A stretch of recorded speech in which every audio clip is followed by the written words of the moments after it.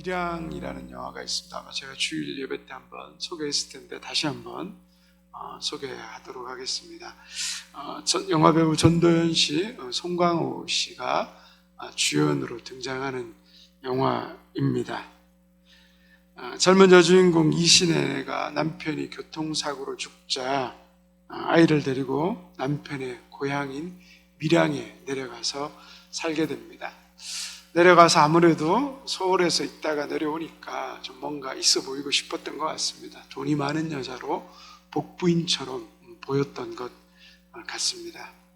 그 아들이, 어린 아들이 다니는 웅변학원이 있었는데 그 웅변학원의 원장이 돈을 노리고 그 아이를 납치합니다. 그런데 요구한 대로 돈도 주고 했는데 결국 아이는 시체로 발견되게 됩니다. 남편이 죽고 하나뿐인 그 아들, 자신의 인생의 모든 소망이었습니다. 그 아들이 죽자 인생이 무너져 내립니다. 허무하고 절망했습니다. 소리를 지르고 미친 여자처럼 휘청거립니다.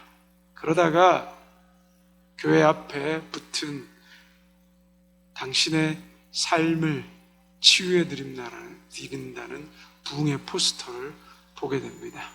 그리고 교회로 들어갑니다. 그리고 거기서 은혜를 받습니다. 하나님을 만납니다. 그리고 삶이 정말 거짓말처럼 변했습니다.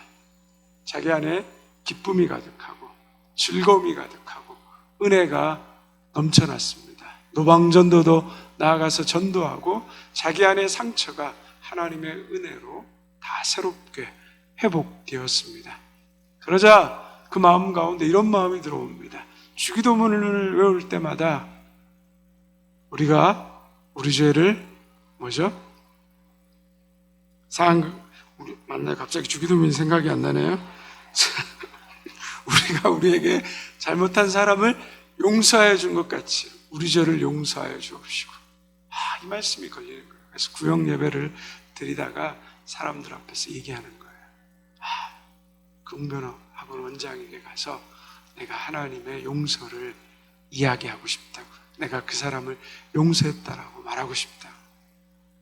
주변의 사람들이 그냥 마음으로 용서하면 되지 그렇게까지 할 필요가 있겠냐 말렸지만 아니라고, 꼭 가겠다라고. 그리고 찾아갔습니다. 가는 길에 그 웅변 원장을 생각하며 길가에 있는 들꽃도 꺾어서 갔습니다. 그리고 만났습니다. 하나님의 은혜와 사랑으로 당신에게 용서를 전하기 위해서 왔다고. 그런데 그 살인범인 웅변학원 원장의 표정이 너무 평화롭습니다. 그리고는 그 얘기를 듣고 미소 지으면서 말합니다. 저도 감옥에서 하나님을 만났는데 당신도 하나님을 만났군요. 하나님을 만나서 내가 나의 죄의 용서를 구하고 내가 너무너무 마음이 평안해졌는데 당신도 마음이 평안해진 것 같아서 기쁩니다. 그 면회를 끝내고 나오는데 충격을 받았습니다. 그리고 신은 그 자리에서 쓰러져 버립니다. 하나님에 대한 용서를 받았다라고 그 하나님에 대한 은혜를 나누는 그 사람이 자신에 대해서는 한마디의 사과와 자신에 대한 한마디의 미안한 감정이 없었습니다.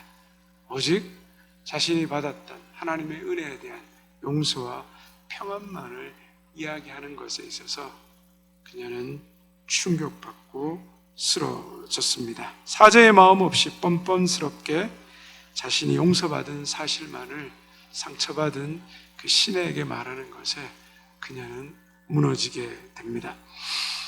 여러분, 참된 회개가 무엇입니까? 참된 회개는 하나님과의 관계만이 회복된 것이 참된 회개가 아닙니다. 참된 회개는 하나님과의 관계가 회복됨과 동시에 이웃과의 관계도 회복되어야 하는 것입니다. 하나님께만 용서를 구하는 것이 회개가 아닙니다. 참된 회개는 이웃과의 관계도 회복되는 것입니다. 그래서 그냥 말로 하나님 앞에 회개하는 것이 회개가 아니라 나의 삶의 변화, 삶의 회복이 나타나는 것, 그것이 바로 참된 회개입니다. 구약시대에 남의 물건을 훔친 자가 회개했다라는 것은 그 사람의 훔친 물건의 최고의 5배까지, 일반적으로는 4배지만 최고로는 5배까지 갚아야 했다는 겁니다.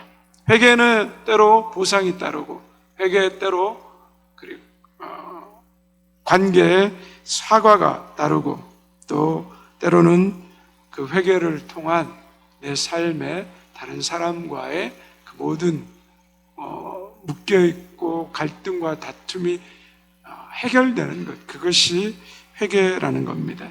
하나님과의 회복만 있고 이웃과의 관계에 회복이 없는 회개, 삶의 변화가 없는 회개를 진실한 회개라고 말할 수 없는 겁니다. 오늘 본문에 등장하는 아합이 그랬습니다. 말로 회개했지만 그의 삶에 참된 회개는 드러나지 않았습니다. 아합과 이세벨은 하나님의 언약과 율법을 무시하고 나봇을 죽였습니다. 음모를 꾸며서 죽였습니다. 그리고 죽었다는 소식을 듣고 기뻐하며 그의 밭을 취하러 갑니다. 하나님이 다 보고 계셨습니다. 하나님의 엘리야 선지자를 통하여서 그에게 심판을 선언하십니다. 우리 다시 한번 21장 21절에서 24절까지의 말씀을 같이 함께 보겠습니다. 여호와의 말씀이 내가 재앙을 내게 내려 너를 쓸어버리되 내게 속한 남자는 이스라엘 가운데 매인자나 노인자를 다 멸할 것이요 또 내 집이 느바세 아들 여로보암의 집처럼 되게 하고 아이의 아들 바하사의 집처럼 되게 하리니 이는 내가 나를 노하게 하고 이스라엘이 범죄하게 한 까닭이니라 하셨고, 이세벨에게 대하여 여호와께서 말씀하여 이르시되 개들이 이스라엘 성읍 곁에서 이세벨을 먹을지라. 아합에게 속한 자로서 성읍에서 죽은 자는 개들이 먹고 들에서 죽은 자는 공중의 새가 먹으리라고 하셨느니라 하니. 여러분, 심판의 메시지가 섬뜩하지 않습니까? 쓸어버리고 멸하겠다. 네 집안의 모든 남자는 하나도 남기지 않고, 그리고 네 부인은 죽어서 장사되지 못하고 개들의 먹이가 되고 공중의 새들의 밥이 될 것이다. 얼마나 섬찟한 표현입니까? 그만큼 하나님의 진노가 매우 크다는 겁니다. 여로보암, 북이스라엘에게 죄악을 인도했던 여로보암의 집안이 바하사에 의해서, 반역에 의해서 싸그리 다 멸족당합니다. 반역을 일으켰기 때문에 다 죽여버리는 거죠. 씨를 남기지 않죠. 그런데 그 여로보암의 집안을 멸망시켰던 바하사 역시 죄를 지음으로 말미암아 개들이 그의 시체를 먹고, 그리고 새들이 그의 시체를 먹는 일들이 성경에 나오는데, 바로 아합의 집안이 그렇게 된다는 겁니다. 그런데 여기서 우리가 반복되어서 나오는 표현이 한 가지 있습니다. 20절과 25절의 말씀 한번 같이 읽도록 하겠습니다. 먼저 20절입니다. 아합이 엘리야에게 이르되 내 대적자여 내가 나를 찾았느냐? 대답하되 내가 찾았노라. 내가 내 자신을 팔아 여호와 보시기에 악을 행하였으므로. 25절입니다. 예로부터 아합과 같이 그 자신을 팔아 여호와 앞에서 악을 행한 자가 없음은 그를 그의 아내 이세벨이 충동하였습니다. 자, 공통적으로 나오는 말이 뭐가 있죠? 여호와 앞에서 뭐죠? 자신을 팔아 악을 행했다라는 겁니다. 여호와 앞에서 자신을 팔아 악을 행했다라는 말이 나옵니다. 자신을 누구에게 팔았습니까? 악에게 판 거죠. 자신의 욕망과 탐욕, 탐심에 팔았다는 겁니다. 즉, 뭐에 자신을 판 겁니까? 죄에 자신을 팔았다는 겁니다. 그러면서 25절에 한마디를 더 합니다. 아합이 그 악에게 자신을 판 것이 누구 때문이라고요? 그 안에 이세벨이 충동했기 때문이라고 말합니다. 자고로 남자는 여자를 잘 만나야 됩니다. 그리고 여자도 남자를 잘 만나야 됩니다. 좋은 남편, 좋은 아내가 되어야 됩니다. 내가 잘못된 욕망과 죄악으로 살아가면 한 인생을 멸망으로 빠뜨릴 수 있다는 겁니다. 우리 자녀들이 좋은 믿음의 배우자를 만나도록 그래서 우리는 기도해야 합니다. 그런데 여러분, 문제는 무엇입니까? 아무리 옆에서 이세벨이 충동질을 했다고 해도 뭐죠? 그것이 하나님께는 변명거리가 안 된다는 겁니다. 결국 자신을 죄에게 판 사람은 누구입니까? 아합 자신입니다. 자신. 자녀들이 문제를 일으키면 부모님들이 꼭 하는 말이 있습니다. 아유, 선생님, 우리 애가 그런 애가 아니에요. 친구를 잘못 만나서 그렇습니다. 근데 여러분, 잘못된 친구를 선택한 주체도 누구입니까? 내 아이입니다. 그리고 잘못된 친구의 충동질에 의해서 잘못된 일에 행한 것도 뭐죠? 내 아이입니다. 핑계할 수 없습니다. 최근 주가 조작 사건으로 나라가 시끄럽습니다. 정치인, 경제인, 그리고 연예인 등 유명한 사람들이 다수 투자했다라고 말하면서 다단계 판매 형태로 사람을 데리고 오면 거기에 따른 수익에 보너스를 더해주는 형태로 사람들을 늘리고, 그리고 그 주가 조작이 표시 안 나기 위해서 뭐 이런 일은 처음이라는데 3년 동안 한 1%씩 거의 매일 주가를 올려서 10배까지 한 지금 드러난 것만 8개 종목에 그렇게 10가지를 올렸다라고 이야기합니다. 아직 뭐가 정확한 원인인지 모르는데 뭐 이렇게 전문가들은 결국엔 그 작전 세력들 중에 누군가가 손 털고 먼저 배신했고 나갔기 때문에 뭐 무너졌다라고 얘기하는데, 그건 어쨌든 조사를 해봐야 되지만 그것으로 인해서 수천 명의 사람들이 심각한 금전적 피해를 입었다. 그게 뭐 CFD라 그래가지고 자신이 40만 원을 투자하면 이렇게 100만 원을 증권사에서 빌려줘서 계속해서 이게 굉장히 불어나는 건데, 문제는 전문가들이 아니면 손대면은 안 되는 거라는 거예요. 그런데 그 일에 들어가게 된 거죠. 그런데 왜 이런 일이 일어납니까? 뭐 때문에요? 뭐 때문에 이런 일이 일어났습니까? 돈에 대한 욕심 때문입니다. 자기 계좌번호만 알고 통장의 비밀번호도, 그리고 핸드폰도 대포폰으로 받아서 자신들이 투자한 게 아니라 증권사의 사람들이 대리로 투자해 줬다라는 거죠. 이 조작 사건에 연루된 이 연예인 한 사람에 의하면 자기는 30억을 투자했는데 한 달 만에 얼마가 된지 아십니까, 여러분? 58억이 되었대요. 자기 계좌에 찍힌 돈이 58억인 걸 보니까 어떻겠습니까? 눈이 돌아가는 거죠. 이상한 생각이 들지 않습니까? 어떻게 한 달 만에 배가 될 수 있는 그런 원리가 어디 있습니까? 아무리 자본주의 경제이지만 그런 거는 없는 거죠. 이상하다는 생각은 했대요. 근데 문제는 뭐죠? 그 사람이 큰 손이기 때문에 투자를 잘하면 그런 일이 생기지 않을까. 자기는 주가에 대해서 전혀 모른다라고 말하는 거죠. 근데 이런 투자가 있다라면 여러분, 세상에 부자가 안 될 사람이 어디 있겠습니까? 근데 문제는 이 사람들이 투자해서 받은 수익을 가지고 돈 생기면 뭐합니까? 차 바꾸죠. 명품으로 바꾸죠. 그리고 주변 사람들이 보니까 뭐죠? 도대체 무슨 일이 있었냐고 물어보니까 얘기를 해주는 거예요. 그냥 뭐 원하면 내가 소개시켜주고. 그러니까 뭐 이 병원의 병원장이 거기에 투자해서 뭐 소문으로는 100억대 가까이 벌어서 사람이 뭐 이렇게 차도 바꾸고 병원 근무일 수도 줄이고 그렇게 다니니까 옆에 뭐죠?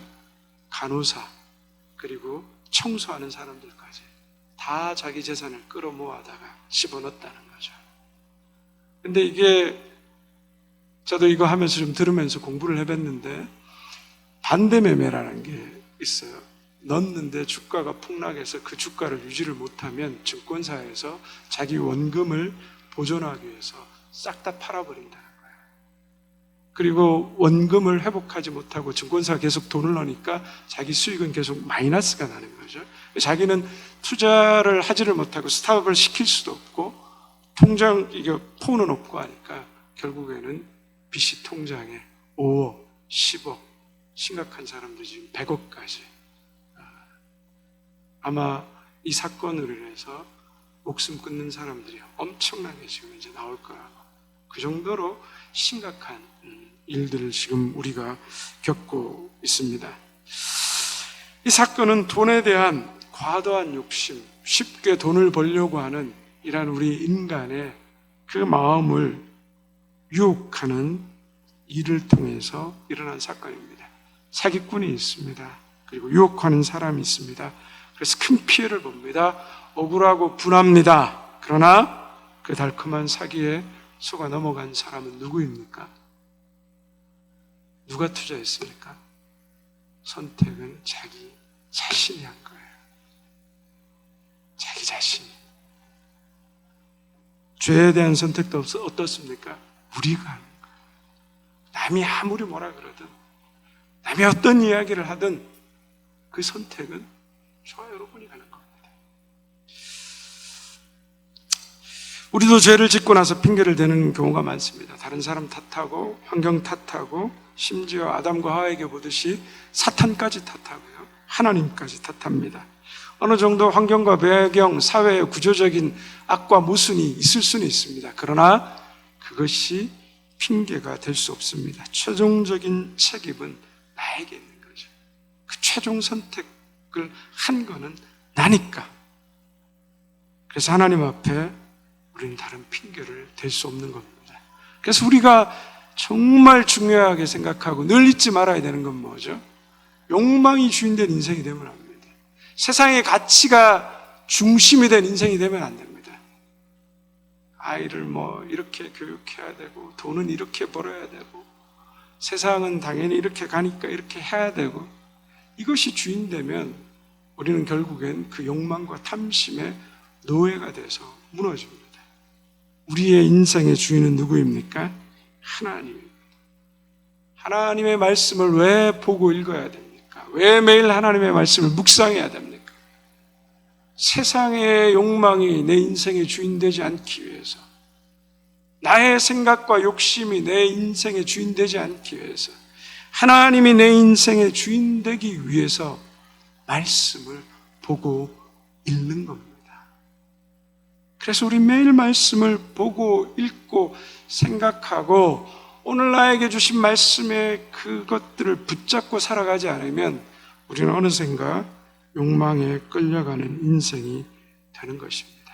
자, 여러분이 하나님께 붙들린 인생, 세상의 욕망에 붙들리지 않고 가치에 붙들리지 않는 생명과 평안을 온전히 누릴 수 있는 하나님이 주인된 인생 살아갈 수 있기를 바랍니다.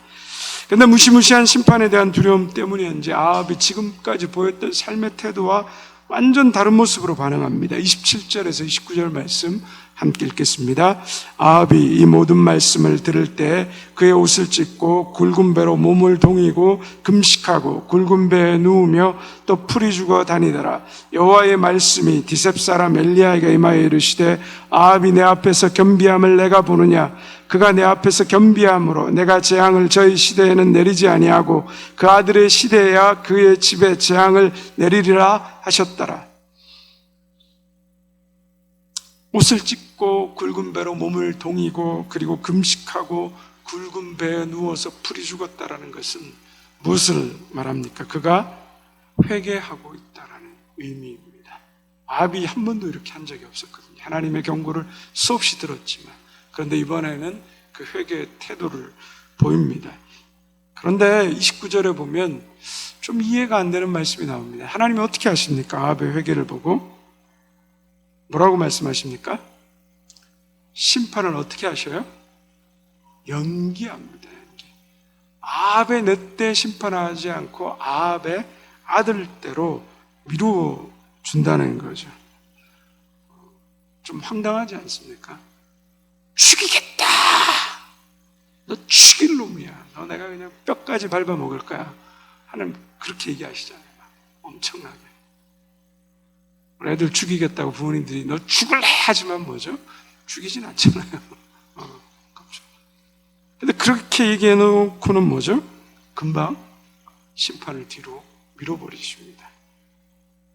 아합이 저지른 죄를 봤을 때 미룬다? 아닌 것 같은데. 당황스럽습니다. 이런 황당함을 우리가 또 성경에서 어디서 발견할 수 있냐면 요나서에서 발견합니다. 하나님께서 아수르의 수도 니느웨이로 가서 요나에게 하나님의 심판을 선포하라라고 얘기합니다. 근데 요나가 가기 싫어하죠. 왜요?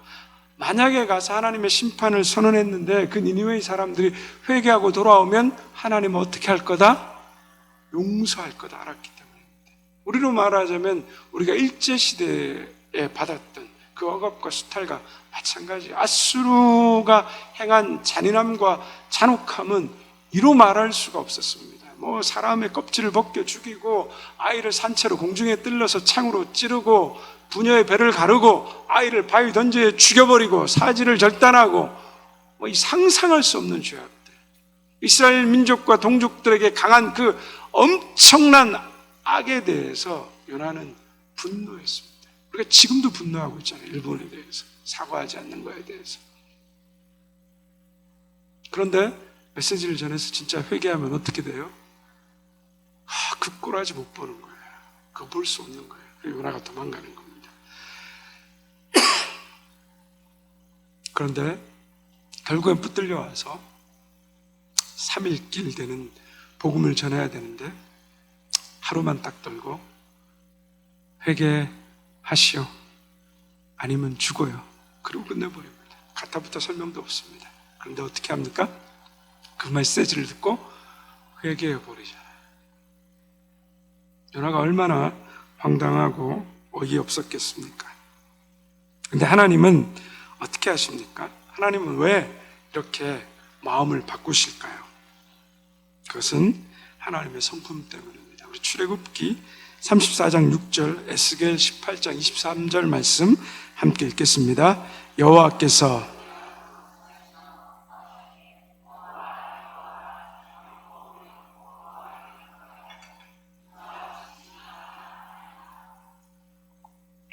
에스겔서 말씀드리겠습니다. 주 여호와의 말씀이라 내가 어찌 악인이 죽는 것을 조금인들 기뻐하랴. 그가 돌이켜 그 길에서 떠나 사는 것을 어찌 기뻐하지 아니하겠. 하나님은 악에 대해서 심판하시지만 그 죄인을 심판하는 일을 기뻐하시는 분이 아니라는 거죠. 하나님은 자비롭고 은혜롭고 노하기를 더디하고 인자와 긍휼이 풍성하신 분이라는 거예요. 이게 하나님의 본질적인 성품이라는 거예요. 심판을 하지만 죽으라고 심판하는 게 아니라 그 심판을 통해서 뭐죠? 돌이켜 다시 나에게로 돌아오라는 거예요. 그게 근본적인 하나님의 성품이며 사랑이라는 겁니다. 하나님은 용서하시는 분이기 때문에 예수님이 십자가에서 죽어가시면서도 마지막까지 하신 일이 뭐예요? 그 십자가 한편에 있는 그 강도를 구원하시는 일이시잖아요. 하나님은 회개하는 자를 누구든지 용서하시는 분이라는 거예요. 이미 늦었다, 때는 안 된다, 이런 경우는 없다는 거예요. 그건 우리 생각이고, 하나님은 살인자들도 사형받는 사람들도 구원하실 수 있는 분이 하나님이라고 우리는 말하는 겁니다. 늦었다, 나는 끝났다라고 생각하는 것은 하나님의 생각이 아니고 사탄 마귀가 우리 마음에 주는 생각입니다. 그래서 회개하고 복음을 믿으라는 거죠. 절망이라고 해서 다 같은 절망이 아니고 풀이 죽었다고 해서 다 같은 것이 아닙니다. 회개가 담긴 절망을 우리가 해야 되는데 많은 사람들이 어떻게 합니까? 회개가 없는 절망, 욕심을 이루지 못한 절망, 자기가 원하는 것을 이루지 못한 절망을 한다라는 거죠. 회개가 담긴 절망이 생명입니다. 아합 같은 악인도 회개하고 돌이키니까 하나님이 어떻게 하십니까? 그를 그 당대에 멸망시키지 않겠다라고 말씀하는 겁니다. 자, 그러면 또 한 가지 질문이 생기게 되죠. 그럼 아합이 회개했는데 왜 그럼 회개했다면 심판이 취소되어야 하는 거 아닌가? 그 심판은 취소되어야 되는데 취소되지 않고 그 심판이 어떻게 연기가 돼요? 그 아들의 시대로 연기된다는 거죠. 그건 왜 그렇습니까? 그 이유는 아합과 그 집안이 진정으로 회개했는지 안 했는지를 하나님이 확인하시기 위해서입니다. 확인 안 됐기 때문입니다. 금식하고 굵은 베옷을 입고 그 위에 눕는 것은 구약 시대의 회개의 태도였습니다. 그러나 회개의 태도를 보이는 것과 죄를 버리는 것과는 다르다는 거죠. 참된 회개는 회개의 태도를 넘어서서 삶의 변화가 이른 데까지 나아가야 된다는 겁니다. 그것은 아합이 자기가 섬기던 우상을 버리고 자기 안에 있는 교만과 폭력과 음모와 술수를 버리고 하나님을 다시 섬기고 그 백성을 사랑하고 섬기는 일로 돌아오는 것이 아합의 진실한 회개인 것입니다. 이런 회복이 일어나기까지 진정한 회개가 일어나다고 우리는 말할 수 없는 것입니다. 그래서 아합의 회개가 참된 것으로 드러나기까지 하나님의 심판이 연기된 것입니다. 즉 아합은 완전히 용서함을 받은 것이 아니라 심판받기 전에 돌이킬 기회를 얻은 것입니다. 심판받는다고 했지만 회개하고 돌이키면 다시 회복이 일어나는 것이고, 또 회개해서 하나님의 심판이 연기된 것이지만 돌이켜서 온전한 회개가 일어나지 않으면 결국 하나님의 심판을 받을 수밖에 없다라는 경고라는 겁니다. 그러면 회개가 무엇입니까? 회개라는 것은 우리의 잘못된 세상의 세계관, 세상의 가치관, 세상의 인생관을 가지고 살아가다가 거기로부터 돌이키는 겁니다. 어디로 돌이켜야 됩니까? 바로 예수 그리스도에게로 돌이키는 겁니다. 하나님의 생각과 하나님의 가치와 하나님의 원리와 그 시기, 내 삶의 기준으로 바뀌는 겁니다. 그래서 회개라는 것은 주인이 바뀌는 겁니다. 세상의 주인된 인생에서 하나님이 주인된 인생으로 바뀌는 겁니다. 그래서 회개가 혁명이라고 말합니다. 왜냐하면 완전히 주인이 바뀌는 거예요. 나라가 바뀌는 거예요. 내 안에 세상의 나라가 하나님의 나라로 바뀌는 겁니다. 그래서 회개하고 복음을 믿으라는 것, 예수님이 회개하고 복음을 믿으라는 것은 우리 인생에, 우리의 삶에 혁명을 일으키는 겁니다. 주인을 바꾸는 일이기 때문입니다. 세상의 기준과 가치로 살던 삶에서 돌이켜 하나님의 말씀의 기준으로 우리가 돌아가는 것, 그것이 회개입니다. 지금까지 삶이 죄밖에 없었다라는 것을 깨닫고 더 이상 그 길로 가지 않는 겁니다. 과거에는 거짓말하고 사기치고 남을 괴롭히는 삶을 살았다면 잘못한 것에 대한 용서를 구하고 떼어먹은 돈을 갚는 것이 회개입니다. 입만 열면 거짓말하던 사람이 거짓말해야 할 상황에서 입을 닫는 것입니다. 회사 돈을 개인일에 몰래 쓰던 사람들이 공과 사를 정확히 구분하는 것입니다. 근데 여러분, 돌이키는 것은 어떻습니까? 고통스럽습니다. 힘듭니다. 괴롭습니다. 그래서 사도 바울은 고린도전서에서 뭐라고 말합니까? 나는 날마다 죽노라. 내가 예수 그리스도 안에서 내 자아가 날마다 죽지 않으면 하나님이 원하시는 이 길을 따라갈 수 없기 때문입니다. 날마다 그리스도 안에서 내가 죽어야, 내 자아가 죽지 못하면 우리는 끊임없이 우리의 욕망으로, 욕심으로 우리는 달려갈 수밖에 없다라는 것입니다. 그래서 우리의 기도는 날마다 주님, 내가 그리스도와 함께 십자가에서 못 박혀 죽었다는 것을 알게 하여 주시옵소서. 내 자아가 십자가에 못 박혀 죽고 오늘도 내 안에 온전히 하나님이 살아서 역사하는, 하나님이 살아서 움직이시는 그러한 인생 되게 하여 주옵소서. 그렇게 나아갈 때에만 우리가 조금이라도 우리 자신의 욕망을 내려놓고 하나님 앞에서 하나님이 내 삶에 원하시는 그 일들을 기억하며 살아갈 수 있게 되는 것입니다. 오늘도 우리 자신을 하나님 말씀 앞에서 정직히 돌아봤으면 좋겠습니다. 내가 하나님 앞에서 정말 이 말씀 가운데 진실된 회개가 있는 인생인가? 내가 정말 하나님 말씀 앞에서 참된 내 삶의 자아가 움직이는 인생인가? 오늘도 주님, 내가 그리스도와 함께 십자가에 못 박힌 존재로 하나님 앞에서 참된 회개하는 인생으로 회개하고 복음을 온전히 받아들인 그 거룩한 인생으로 하나님 서게 하여 주시옵소서. 이것이 저와 여러분의 기도가 되기를 주님의 이름으로 축원드립니다.